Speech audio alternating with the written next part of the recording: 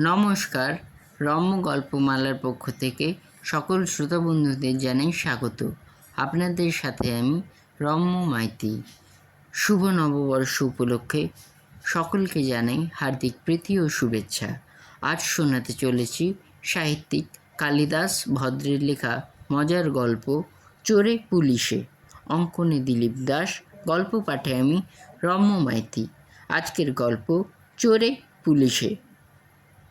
বৃষ্টি ধোঁয়া অন্ধকারে গবু চোখ ভাসিয়ে দেখল বাড়িটা।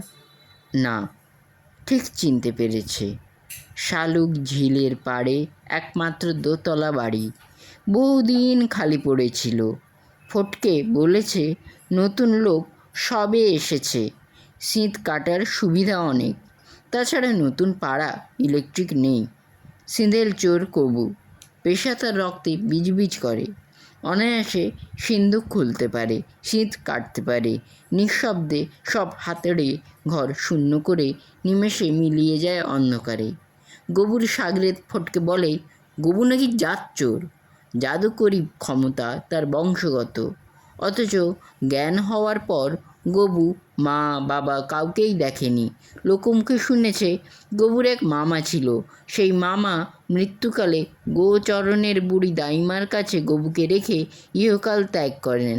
তারপর এদিক সেদিক ভেসে ভেসে একদিন উঠল গবু ফটকেদের ডেরায়। ফটকেদের ডেরায় বিশু চোর ছিল দলের সরদার। বিশু চোরের কাছে তালিম নিয়ে গবু যে এত অল্প দিনে সিঁধেল চোর হয়ে উঠবে বোধহয় গবুও জানত না। গবু চোরের হাত যশে, তাই ফটকে বিশুকে ছেড়ে গবুর সাগরেদ হলো। নিত্য নতুন বাড়িতে চুরি করার খবর গবুকেই দিত। কখনো কখনো ফটকে গবুর সাথে চুরিতে নামত। সহসা কদিনের অকাল বৃষ্টিতে ফটকের শরীরটা খারাপ হওয়ায় গবু আজ একা। রাত দুপুর অবধি ঝিম মেরে বসেছিল। ঘুমে পাড়া ঢুলে পড়েছে, কোনো সাড়া শব্দ নেই। বৃষ্টিটাও থেমেছে।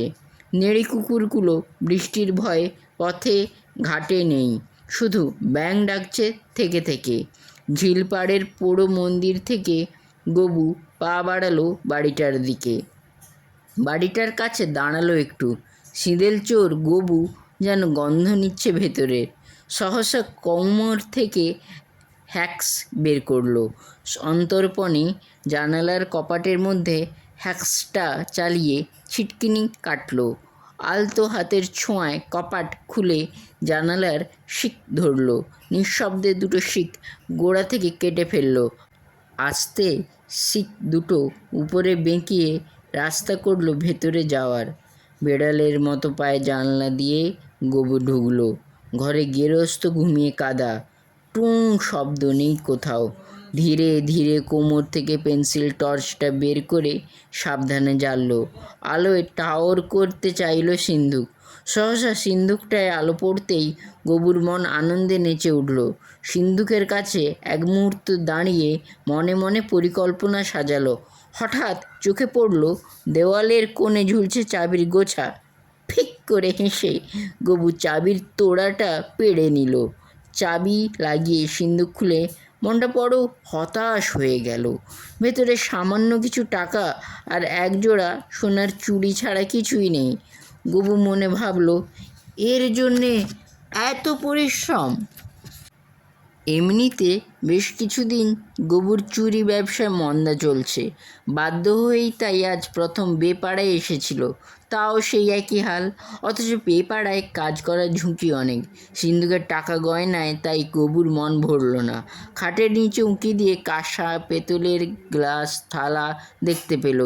চুড়ি দুটো আর টাকা কটা গামছার খুঁটে বেঁধে কাঁসা পেতলের বাসন নেওয়ার জন্য হাত বাড়ালো। আর এই বাসন টানতে গিয়েই ঘটল বিপত্তি। ঝন ঝন শব্দ উঠল হঠাৎ থালা বাসনে। চমকে উঠল গবু। খাটের বিছানায় শুয়ে থাকা গেরস্তবউ ধড়ফড় করে উঠে বসে বাজখাই গলায় বলল, কে রে, কে? গবু হুড়মুড় করে ছুটল জানালার দিকে। ঘরের ভিতর থেকে ভল্ট খেয়ে বের হতেই গেরস্তবউ ঝট করে ধরে ফেললেন গবুর একটা পা, ভয়ানক শক্তিতে ধরা পাটা ভেতরে, বাইরে ঝুলছে গবু। সহসা চেঁচানি উঠল ঘরময়, চোর চোর! আতঙ্কিত গবু প্রাণপণে চেষ্টা করছে পা ছাড়াতে। কঠিন সাঁড়া শিঙড়ি মতো দুটো হাত থেকে কিছুতেই ছাড়াতে পারছে না পা। ক্লান্ত গবু শুনতে পাচ্ছে গেরস্ত বউয়ের তীব্র গর্জন, বলি হারি সাহস তোর মিনসে, হারান পুলিশের বাড়িতে চুরি করবি? দাঁড়া, চুরির স্বাদ মিটিয়ে দিচ্ছি। কথাগুলো শুনে গবু যেন আরও বেশি ক্লান্ত হয়ে পড়ল। হারান পুলিশের বাড়ি, মনে মনে ভাবল শেষে তার কপালে এও লেখা ছিল। গবু বেশ বুঝতে পারছে দোতলা থেকে তরতর করে কে যেন নামছে সিঁড়ি বেয়ে। সিঁড়িতেও জোরে জোরে চোর চোর চেঁচানি উঠছে। গবু ভাবল নির্ঘাত হারান পুলিশ নেমে আসছে, যদি গুলি চালায়। প্রাণ ভয়ে এক ঝটকায় শরীরটায় সব শক্তি মোচড় কেটে কোনো রকমের ছিটকে পড়ল বাইরে। উঠে দাঁড়াতেই টের পেল বাঁ পায়ে কোনো জোর নেই। অসাড় পায়ে কোনো মতে দৌড়তে লাগলো। পেছনে পেছনে ছুটে আসছে ঘুমভাঙা মানুষের দল। রে রে শব্দে রাত তোলপাড়। মানুষের চোর চোর চিৎকার। নেড়ি কুকুরগুলো ঘেউ ঘেউ করে বেরিয়ে পড়েছে মানুষের সাথে। কুকুর আর মানুষ যেভাবে একসাথে ছুটে আসছে তাদের গবুর চুরির স্বাদ প্রায় মিটে গেছে। প্রাণ ভয়ে গবু শালুক ঝিলে ঝাঁপ দিল ঝাপাং করে। অন্ধকারে ঝিলের জলে ঘাপটি দিয়ে থাকলো গবু। ভাবলো শালুক জঙ্গলে আর অন্ধকারে মাখামাখি ঝিলের জলই একমাত্র ভরসা। কিন্তু বাঁধ সাধলো নেড়ে কুকুরগুলো। তারা ঝিলের কূলে দাঁড়িয়ে বিকট সুরে ডাকছে। তাদের ডাক দেখে হারান পুলিশ নিশ্চিত হলেন যে চোর কোথাও পালাতে পারেনি, জলের মধ্যে ঘাপটি দিয়ে রয়ে গেছে। সঙ্গে ছুটে আসা পাড়ার লোকেদের উদ্দেশ্যে হারান পুলিশ বললেন, কটা মশাল জ্বালাতে হবে, টর্চের আলোয় অত বড় ঝিল ঠিক ঠাহর করা যাবে না। হারান পুলিশের কথা শুনে পাড়ার উঠতি কজন ছেলে আশপাশ থেকে কেরোসিন কাপড় জোগাড় করে লাঠির মাথায় বেঁধে মশাল জ্বালার উদ্যোগ নিচ্ছে। বাকি লোকে ঝিলটা ঘিরে দাঁড়িয়ে আছে। সুর করে কুকুর ডেকে যাচ্ছে একটানা। গলা জলে ডুবে গবু ভয় হিম হয়ে গেছে। সারা শরীর প্রায় অসাড়। মনে মনে ফটকেকে খুব গাল দিল, কী সব বাজে খবর ফটকের। শিউরে উঠল গবু, পুলিশের বাড়ি চুরি? না, এ যাত্রা হয়তো আর শেষ বলা যাবে না। বহুক্ষণ জলে ডুবে থেকে গবু কাঁপছে ঠক ঠক করে। হঠাৎ মশালের আলোয় গবু ফ্যাল ফ্যাল করে দেখতে পেল ঝিলের পাড়ে লোকের ভিড়। মশালের আলোয় ঝকমক করছে পাড়। রে রে চিৎকার করতে করতে লোকগুলো নুড়ি পাটলের ঢিল ছুঁড়ে মারছে গবুর দিকে। সবার হাতে দা, বল্লম, টাঙ্গি, লাঠি।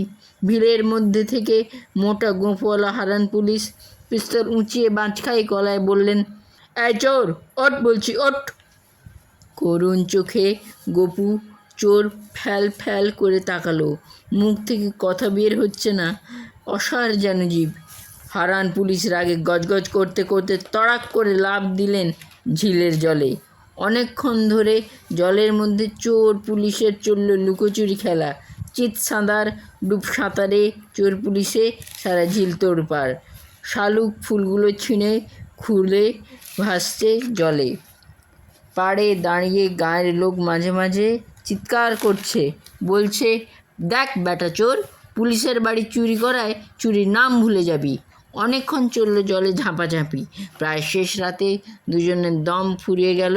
গবু চোর ঝিলের কূলে ঝিমোচ্ছে আর হারান পুলিশ কুমিরের মতো শরীরটা জলে ভাসে হাঁপাচ্ছেন। সহসা ঝিলের কূলে হারান পুলিশের বউ দাঁড়িয়ে খপ করে ধরলেন গবু চোরের চুলের মুঠি। গলদা চিংড়ির সুর ধরে টেনে তোলার মতো চোরটাকে জল থেকে তুলে আনতে আনতে বাজখাঁই গলায় বললেন, সে আনা চোর, পালাবার মতলব করছিস আবার? চল, তোর স্বাদ মিটিয়ে দিব আজ। জলে ভাসা হারান পুলিশ ঝপাং করে গবু চোরের উপর ঝাঁপিয়ে পড়ে হুঙ্কারে বললেন, না কিন্নি, ছেড়ে দাও, বেটা চোরকে আমি শিক্ষা দেব। চারদিকে দাঁড়িয়ে থাকা গায়ের লোক ততক্ষণে বললম দা লাঠি নিয়ে ঝাঁপিয়ে পড়েছে গবু চোরের উপর। বিকট শব্দ উঠল চারিদিকে, চোর চোর। কেমন লাগলো আজকের গল্প কমেন্ট বক্সে অবশ্যই লিখে জানান। গল্পটি ভালো লাগলে লাইক এবং শেয়ার করতে ভুলবেন না। পরবর্তীকালে নিত্য নতুন নানা সাথের গল্প কবিতা শুনতে এখনই আমার চ্যানেলটি সাবস্ক্রাইব করে পাশে থাকুন। ধন্যবাদ।